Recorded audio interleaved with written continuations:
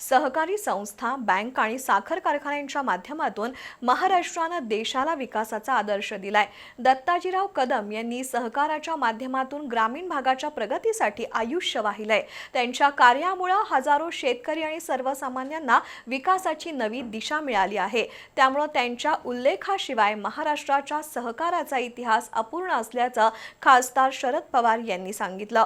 इचलकरंजी जवळ शिरदवाड इथं झालेल्या कार्यक्रमात ते बोलत होते. इचलकरंजी जवळील शिरदवाड इथं खासदार दत्ताजीराव कदम विविध कार्यकारी सहकारी विकास सोसायटीच्या शतकपूर्ती महोत्सवाचं आयोजन करण्यात आलं होतं. मान्यवरांच्या हस्ते कोनशिला उद्घाटन आणि सोसायटीच्या खत गोदाम इमारतीमधील नवीन गाळ्यांचं उद्घाटन तसंच सोसायटीच्या शतकपूर्ती गौरवांकाचं प्रकाशन करण्यात आलं.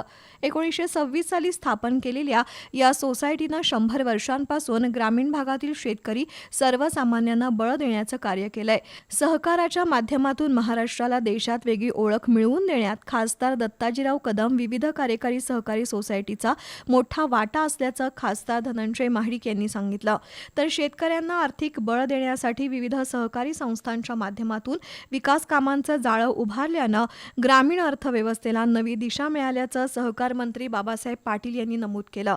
दरम्यान सहकारी सोसायट्यांपासून राज्य बँकेपर्यंत अनेक संस्था आपल्याकडे आहेत.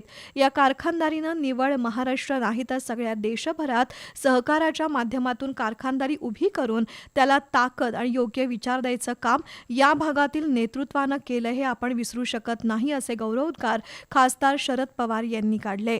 यशवंतराव चव्हाण यांच्यासारख्या दूरदृष्टीचा नेता महाराष्ट्राला लाभला. वसंतदादा पाटील, दत्ताजीराव कदम, रत्नाप्पा कुंभार, शामराव पाटील यड्रावकर, बाबासाहेब खंजिरे, अनंतराव भिडे, आबासाहेब कुलकर्णी, कल्लाप्पा आवाडे यांनी सहकाराच्या माध्यमातून या क्षेत्राला शक्ती देण्याचं काम केल्याचंही पवार यांनी सांगितलं.